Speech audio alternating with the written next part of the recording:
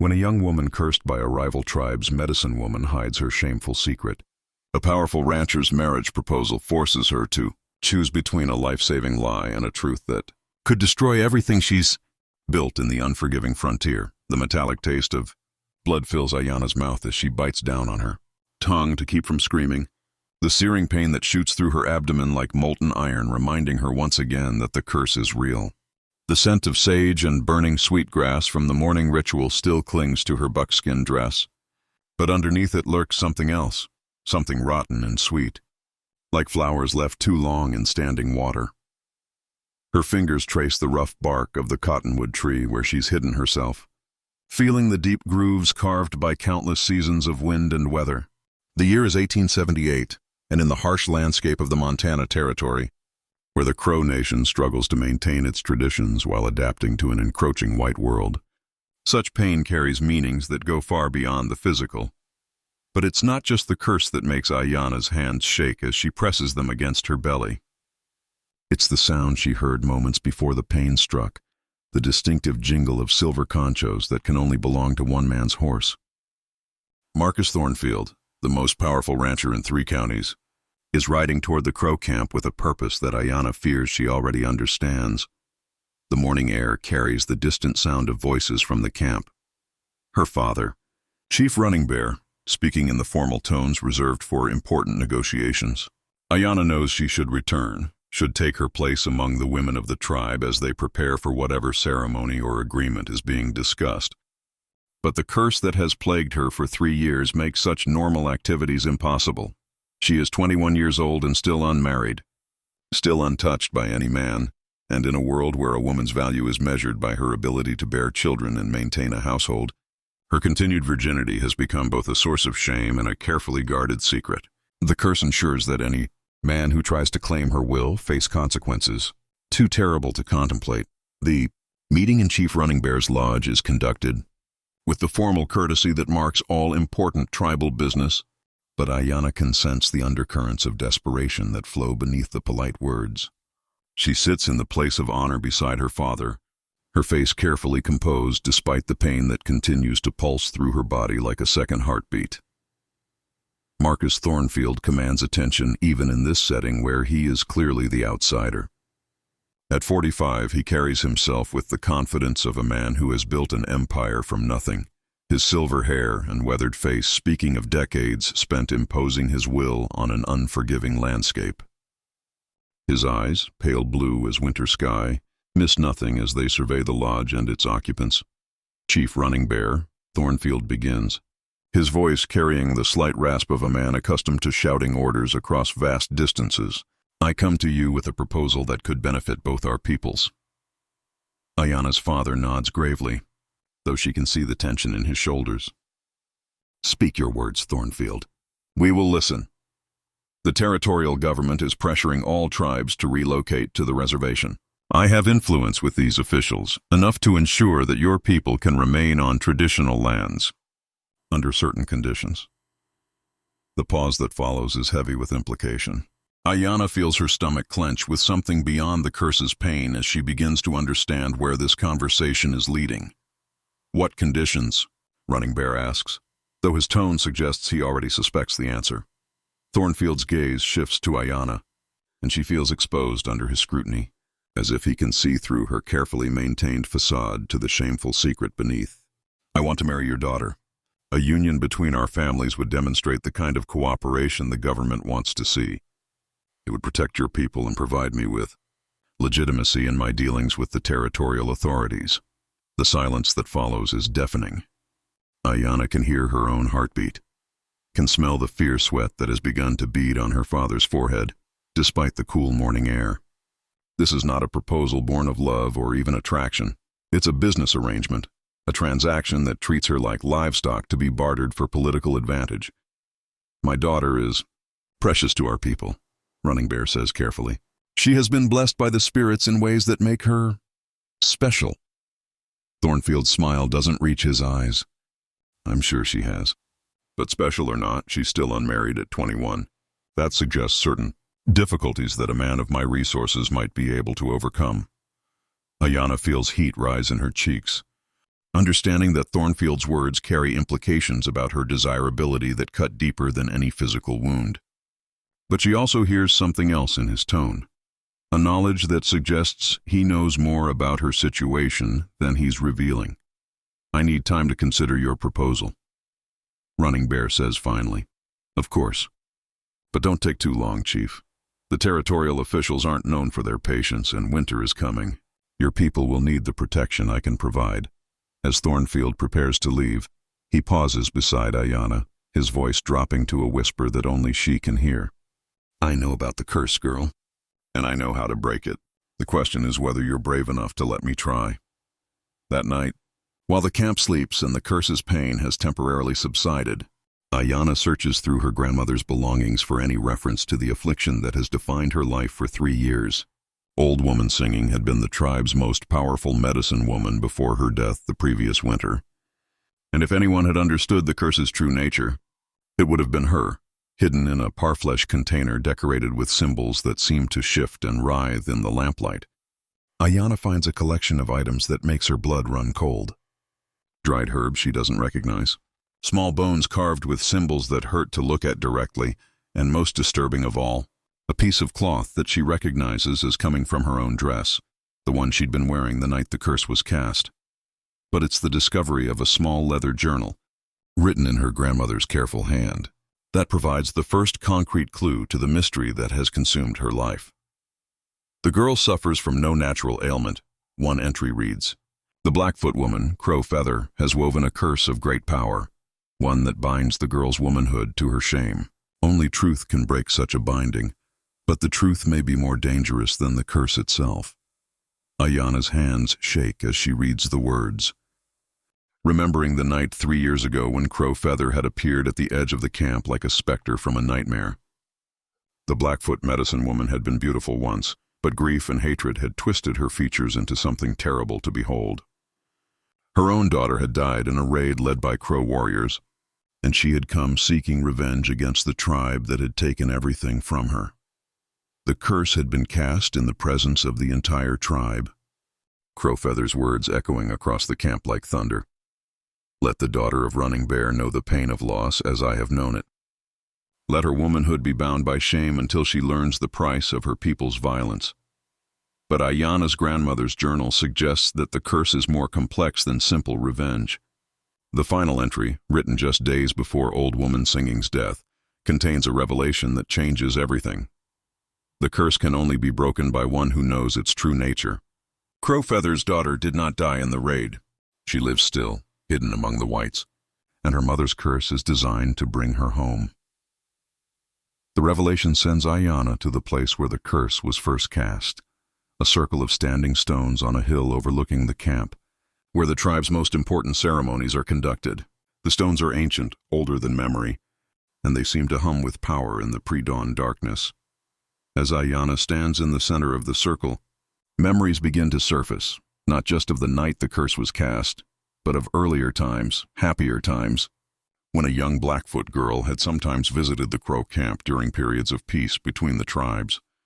The girl's name had been Little Dove, and she had been perhaps 2 years younger than Ayanna. They had played together during those brief interludes of peace, sharing the innocent friendship that children can maintain even when their peoples are enemies. Little Dove had been beautiful, with the kind of delicate features that promised great beauty and womanhood, and she had possessed a gift for languages that allowed her to speak Crow almost as well as her native Blackfoot. But the raids had resumed, as they always did, and Little Dove had disappeared from Ayanna's life as suddenly as she had entered it. Ayanna had assumed the girl had simply grown too old for such childish friendships, but now she wonders if there had been a darker reason for the separation. The memory that surfaces next is more troubling. Ayanna recalls overhearing a conversation between her father and his war chief about a Blackfoot camp that had been attacked in retaliation for raids on Crow horses. The attack had been successful, they said, with many enemies killed and their horses recovered. But there had been something in her father's tone, a reluctance that suggested the victory had come at a cost he was unwilling to discuss. As dawn breaks over the Montana landscape, painting the sky in shades of gold and crimson, Ayanna begins to understand the true scope of the tragedy that has shaped her life. The curse isn't just about revenge for a daughter's death. It's about a mother's desperate attempt to reclaim a daughter who was taken, not killed during that long-ago raid. And if Crowfeather's daughter is indeed alive and hidden among the whites, then Ayanna's curse is connected to a secret that could destroy the fragile peace her father has worked so hard to maintain. The confrontation with her father comes that evening, in the privacy of his lodge, where the weight of leadership sits heavy on his shoulders. Chief Running Bear is a man who has spent his life trying to balance the competing demands of tradition and survival, and Ayanna can see the toll that such compromises have taken on his spirit. "You know about Little Dove," she says without preamble, watching his face for confirmation of her suspicions. Running Bear's expression doesn't change, but something flickers behind his eyes, a knowledge that he's carried for 3 years and hoped never to confront. "What do you know of Little Dove?" "I know that she didn't die in the raid. I know that Crowfeather's curse is designed to bring her home. And I know that you've been keeping this secret to protect our people from the consequences of what really happened." The silence that follows stretches long enough to become an answer in itself. When Running Bear finally speaks, his voice carries the weight of 3 years of guilt and pragmatic calculation. "Little Dove was taken during the raid, yes, but not killed. She was adopted by a white family, given a new name, a new life. Crowfeather believes her daughter is dead because that's what we allowed her to believe." "Why?" Ayanna asks, though she suspects she already knows the answer. "Because the truth would have meant war, not just between our tribes, but between all the tribes and the whites. Little Dove was taken by a white family that had lost their own daughter to disease. They saw her as a gift from God, a replacement for what they had lost. If Crowfeather had known, she would have demanded her daughter's return, and the whites would have refused. The territorial government would have used it as an excuse to force all tribes onto reservations." Running Bear nods grimly. "So we let Crowfeather believe her daughter was dead, and we let the white family believe they had saved an orphan from certain death. It seemed merciful at the time. But Ayanna understands now that mercy built on lies has a way of extracting its own price. The curse will never be broken as long as Little Dove remains lost to her mother." "And Thornfield knows this, doesn't he?" Her father's silence confirms her suspicions. Marcus Thornfield's proposal isn't just about political convenience or even personal desire. It's about a secret that he's discovered and plans to use for his own advantage. "What does he want?" Ayanna asks. "The same thing he's always wanted. Power, control, the ability to shape this territory according to his vision." Running Bear's voice carries a bitterness that speaks of too many compromises made in the name of survival. "He knows that breaking your curse would require revealing the truth about Little Dove, and he knows that such a revelation would give him leverage over both our people and the territorial government. The moral complexity of the situation settles on Ayanna's shoulders like a physical weight. She can break her curse and reclaim her womanhood, but only by exposing a secret that could destroy the peace her father has worked so hard to maintain. Or she can continue to suffer in silence, preserving the lie that has protected her people, but condemning herself to a life of pain and isolation. Unable to sleep, Ayanna returns to her grandmother's belongings, searching for any additional clues about the curse's true nature. It's then that she discovers the hidden compartment in the parfleche container, a space so cunningly concealed that she might never have found it if desperation hadn't made her search with unusual thoroughness. Inside the compartment, she finds a collection of letters written in English, carefully preserved despite their obvious age. The handwriting is feminine and educated, and the signature at the bottom of each letter makes Ayanna's heart race. "Your loving daughter, Mary Thornfield." The letters tell a story that recontextualizes everything Ayanna thought she understood about her situation. Little Dove, now calling herself Mary, has not only survived her adoption into white society, she has thrived. The letters describe her education at a boarding school in the East, her marriage to Marcus Thornfield's son, and her gradual integration into the highest levels of territorial society. But they also reveal something else, a growing awareness of her true heritage and a desperate desire to reconnect with her birth mother. The most recent letter, dated just 6 months ago, contains a revelation that makes Ayanna's hands shake as she reads it. "Dearest grandmother," the letter begins, using the Crow term of respect that Little Dove had learned during her childhood visits. "I have discovered the truth about my past. about the raid that separated me from my people. My husband's father knows of my heritage and has promised to help me find my birth mother, but I fear his motives are not as pure as he claims. He speaks of using my story for political advantage, of leveraging my situation to gain control over tribal lands. I write to you seeking guidance, hoping that the wisdom of our people can help me navigate these treacherous waters. The letter is addressed to Old Woman Singing, but it was never delivered. Ayana realizes that her grandmother had been in contact with Little Dove for years, serving as a secret bridge between the lost daughter and her birth mother. But Old Woman Singing's death had severed that connection, leaving Little Dove isolated and vulnerable to Marcus Thornfield's manipulation. The final piece of the puzzle comes in the form of a map, carefully drawn in Little Dove's hand, showing the location of a cabin in the mountains where she plans to meet with representatives of her birth tribe. The meeting is scheduled for the next full moon, just 3 days away. Ayana understands now that Marcus Thornfield's marriage proposal is part of a larger scheme. He plans to use her curse as leverage to force her into marriage, then reveal the truth about Little Dove at a moment that will give him maximum political advantage. The reunion between mother and daughter will be orchestrated to serve his interests, not theirs, but the discovery also reveals something else, an opportunity to take control of her own destiny and break the curse on her own terms.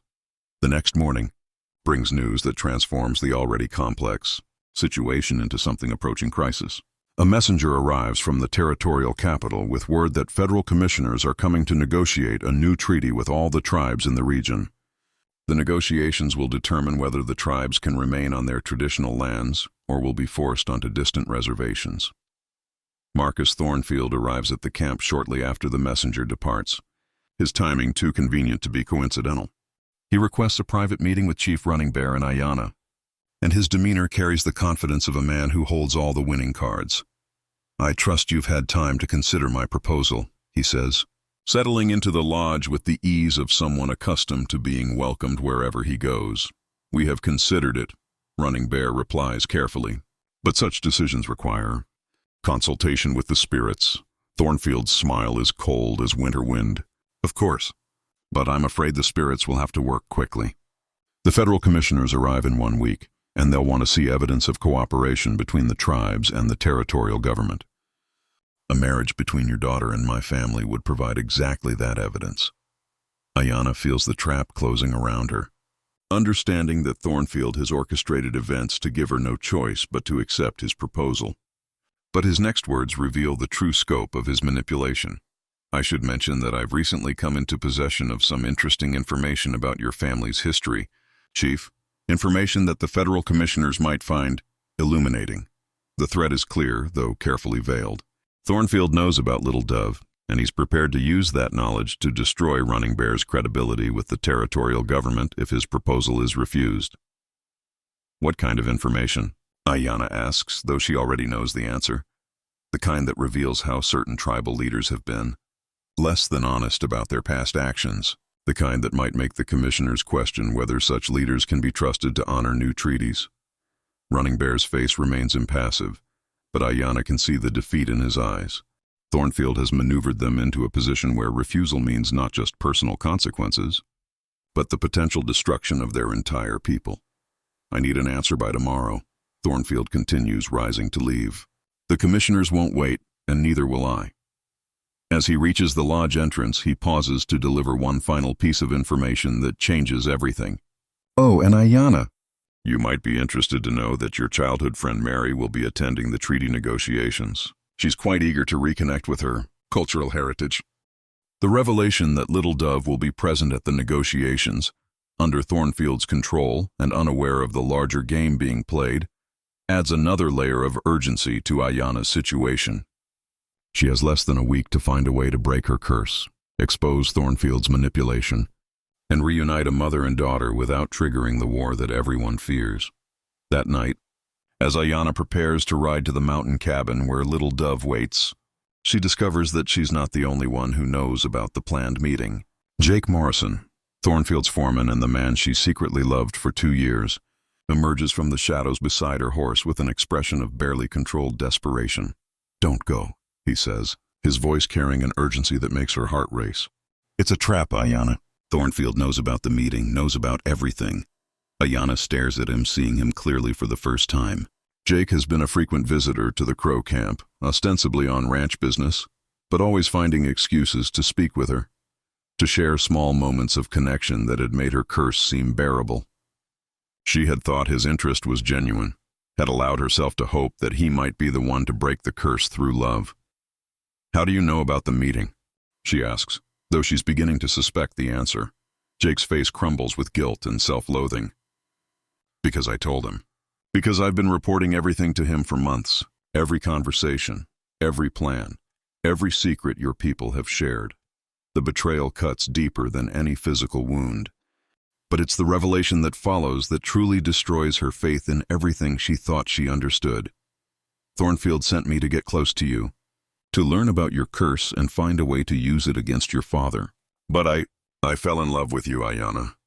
Really fell in love, and now I can't stand what I've done." Ayanna feels the world shifting beneath her feet as she realizes the full scope of Thornfield's manipulation. Her curse, her isolation, even her growing feelings for Jake, all of it has been orchestrated to serve Thornfield's ambitions. "The curse," she whispers. "You know how to break it, don't you?" Jake nods miserably. Thornfield figured it out months ago. The curse isn't about shame or punishment. It's about separation. It can only be broken when Little Dove is reunited with her mother. But Thornfield plans to control that reunion, to use it as leverage in the treaty negotiations. And you've been helping him. I've been trying to protect you. Thornfield doesn't just want to marry you. He wants to break you, to turn you into a symbol of white dominance over the tribes. The marriage would be a public demonstration that even the most sacred aspects of tribal culture can be conquered and controlled. The revelation recontextualizes everything Ayanna has experienced over the past months. Her growing feelings for Jake, her father's increasing desperation, even the timing of the federal commissioner's visit, all of it has been carefully orchestrated to force her into a position where she has no choice but to submit to Thornfield's will. But Jake's betrayal also reveals something else, an opportunity to turn Thornfield's own manipulation against him. "Take me to the cabin," Ayanna says, her voice carrying a strength that surprises them both. "Ayanna, you don't understand. It's a trap. Thornfield has men waiting. I understand perfectly. But sometimes the only way out of a trap is to spring it yourself." The ride to the mountain cabin takes them through terrain that seems to mirror Ayanna's internal struggle. Beautiful, but treacherous, with hidden dangers lurking behind every ridge and valley. Jake rides beside her in silence, his face reflecting the weight of guilt and the desperate hope that he might somehow redeem himself through this final act of defiance against his employer. As they climb higher into the mountains, Ayanna contemplates the choice that awaits her. She can expose Thornfield's manipulation and reunite Little Dove with her mother, but doing so will likely trigger the war that everyone has worked so hard to prevent.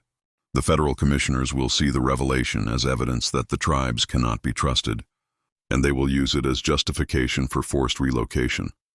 Or she can allow Thornfield's plan to proceed, accepting marriage to a man she despises in order to protect her people from the consequences of the truth. The curse will be broken, but only at the cost of her freedom and dignity. But there's a third option, one that requires more courage than either of the others, the possibility that she can find a way to break the curse and expose the truth without triggering the catastrophic consequences that everyone fears. What if there's another way? She asks Jake as they pause to rest their horses beside a mountain stream. "What do you mean?" "What if the curse can be broken without revealing the secret about Little Dove? What if the reunion can happen privately, between mother and daughter, without becoming a political weapon?" Jake's expression is skeptical. "Thornfield will never allow that. He's invested too much in this plan to let it go. Then we don't give him a choice." The conversation that follows reveals the depth of Ayanna's understanding of the forces arrayed against her. She has spent 3 years studying the curse, learning its patterns and limitations, and she has discovered something that even Thornfield doesn't know. The curse can be broken by truth, but not necessarily by public revelation. The curse feeds on separation and lies, she explains, but it can be starved by connection and honesty. If Little Dove can be reunited with her mother privately, if the truth can be acknowledged without being weaponized, then the curse will break naturally. And Thornfield. Ayanna's smile is sharp as a blade. Thornfield's power comes from his ability to control information. But what happens when the information controls him? The cabin sits in a clearing surrounded by towering pines, its windows glowing with lamplight in the gathering dusk. Smoke rises from the chimney, and Ayanna can see a figure moving inside. A woman with dark hair and delicate features that she recognizes despite the years that have passed. But they're not alone. Thornfield's men are positioned around the clearing, hidden among the trees but visible to Ayanna's trained eyes. The trap is set, waiting only for her to spring it. There are at least 6 of them, Jake whispers, his hand moving instinctively to the pistol at his hip. I know, Ayanna replies, but they're not here to stop us. They're here to witness. The distinction is important. Thornfield doesn't want to prevent the reunion between Little Dove and her mother. He wants to control it, to ensure that it happens in a way that serves his political interests. The men in the trees are there to document what happens, to provide testimony that will support whatever narrative Thornfield chooses to construct. But Ayanna has a different plan. She dismounts and walks toward the cabin with the steady pace of someone who has made peace with her destiny. The door opens before she can knock, and Little Dove, now Mary Thornfield, stands silhouetted in the lamplight. The recognition is instant and mutual. Despite the years and the changes that white society has wrought in her appearance, Little Dove's eyes are the same as they were in childhood, dark, intelligent, and filled with a longing that speaks to the emptiness that no amount of white education or social position has been able to fill. Ayanna, she whispers, using the Crow pronunciation that she hasn't spoken in years. Little Dove, Ayanna replies, and the sound of her birth name brings tears to the other woman's eyes. The conversation that follows is conducted in Crow, a language that Little Dove speaks haltingly but with growing confidence as the words awaken memories that have been buried for years. Ayanna tells her about her mother's grief, about the curse that has bound them both, about the lies that have kept them separated. But it's Little Dove's response that provides the key to breaking the curse without triggering the war that everyone fears. I know about the lies, she says, her voice carrying the weight of years of suppressed knowledge. I've always known, but I also know that my mother's grief has been turned into a weapon by people who care nothing for our pain. The revelation that Little Dove has been aware of her true heritage and has chosen to remain silent to protect both her birth family and her adopted one recontextualizes the entire situation. The curse isn't just about separation. It's about the impossible choices that colonization forces on indigenous families. We can break the curse, Ayanna says, but only if we're willing to sacrifice the lies that have protected us, and if we're willing to face the consequences of the truth. The decision they make is both simple and revolutionary. They will reunite Little Dove with her mother, but they will do it on their own terms, without allowing Thornfield or anyone else to use their pain for political advantage. The confrontation with Thornfield comes when he emerges from the trees, his men flanking him with weapons drawn. His face reflects the confidence of a man who believes he controls every aspect of the situation. Ladies, he says, his voice carrying false warmth, I trust you've had a productive reunion. Now, if you'll come with me, we have some federal commissioners who are very interested in hearing your story. But Ayanna and Little Dove have prepared for this moment. They stand together, 2 women who have been shaped by forces beyond their control but who refuse to be defined by them. No, Ayanna says simply. Thornfield's expression shifts from confidence to confusion to anger. I'm afraid you don't have a choice in the matter. You see, I have evidence of your father's crimes, evidence that will destroy your people unless you cooperate. What evidence? Little Dove asks, stepping forward with the poise of someone who has learned to navigate white society's treacherous waters. Thornfield produces a leather portfolio containing documents that he clearly believes will give him leverage over both women. But as he opens it, his confidence begins to crumble. The documents are forgeries, skillfully made, but forgeries nonetheless. And Little Dove, educated in white schools and married into white society, has the knowledge and connections necessary to expose them as such. These documents are fraudulent, she announces, her voice carrying the authority of someone who has learned to speak the language of power. And I can prove it. The tables have turned. Thornfield's manipulation has been exposed, his evidence revealed as worthless, and his political leverage destroyed.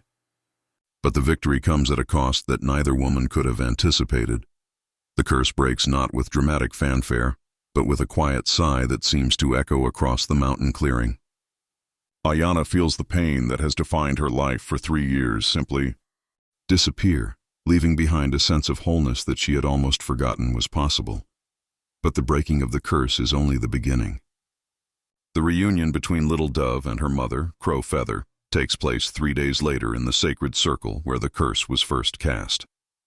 It's a private ceremony, attended only by the immediate families and conducted according to traditional Crow customs that acknowledge both the pain of separation and the joy of reunion. Crow Feather's grief transforms into something more complex as she holds her daughter for the first time in years. The anger that has sustained her through years of loss gives way to a bittersweet acceptance of the choices that both she and her daughter have made in order to survive. "You are no longer Little Dove," she says, speaking in Blackfoot but allowing the words to be translated for those who don't understand. "You are Mary Thornfield, and that is also who you are meant to be. The spirits have given you a path between 2 worlds, and you must walk it with honor." The wisdom in her words extends beyond the personal to encompass the larger challenges facing all indigenous peoples in a rapidly changing world. The choice isn't between traditional culture and white society. It's about finding ways to honor both while maintaining one's essential identity. Marcus Thornfield's downfall comes not through dramatic confrontation, but through the quiet exposure of his fraudulent documents and manipulative schemes. The federal commissioners, faced with evidence of his corruption, strip him of his government contracts and political influence. He remains a wealthy rancher, but his dreams of territorial control die with his credibility. Jake Morrison faces his own reckoning, but it comes in the form of redemption rather than punishment. His betrayal of Ayanna and her people cannot be undone, but his willingness to risk everything to expose Thornfield's manipulation earns him a chance at forgiveness, not from Ayanna, who needs time to heal from his deception, but from himself. 6 months later, Ayanna stands in the same sacred circle where her curse was broken, but now she's there by choice rather than necessity. She has become a bridge between her people and the white settlers, using her knowledge of both cultures to negotiate agreements that protect Crow interests while acknowledging the reality of territorial expansion. The federal treaty that is eventually signed allows the Crow to remain on a portion of their traditional lands, with guarantees of hunting and fishing rights that will sustain them through the difficult years ahead. It's not everything they wanted, but it's enough to ensure their survival as a people. Little Dove, who continues to use both her birth name and her married name depending on the context, becomes an advocate for indigenous rights within white society. Her unique position as someone who belongs to both worlds gives her a voice that neither side can easily dismiss. The curse that once bound Ayanna to shame and isolation has been transformed into a source of strength and purpose. She understands now that some wounds can only be healed by facing the truth that caused them, no matter how painful that truth might be. As she watches the sun set over the Montana landscape, painting the sky in shades of gold and crimson, Ayanna reflects on the choices that brought her to this moment. The test of character, she has learned, isn't found in the dramatic moments when we're forced to choose between obvious right and wrong. It's found in the quiet moments when we choose truth over comfort, connection over isolation, and hope over despair. The curse is broken, but its lessons remain. Some separations can be healed, some lies can be transformed into truth, and some wounds can become sources of wisdom rather than pain. But only if we have the courage to face them honestly, without the protection of the comfortable lies that make survival seem easier than growth. And in that courage, Ayanna has found something that the curse could never touch, not just her womanhood, but her wholeness as a human being who belongs fully to herself and to the world she chooses to create. Thank you for watching this powerful tale of curses broken and truths revealed in the unforgiving frontier. If this story of courage and redemption moved you, please subscribe to our channel and hit the notification bell for more tales from the American West. Next week, we'll explore another story of impossible choices with The Sheriff's Daughter, where a young woman must choose between family loyalty and justice when her father's dark secrets threaten to destroy everything she believes in. Until then, remember that sometimes the greatest curses are the lies we tell ourselves, and the greatest magic is the courage to face the truth.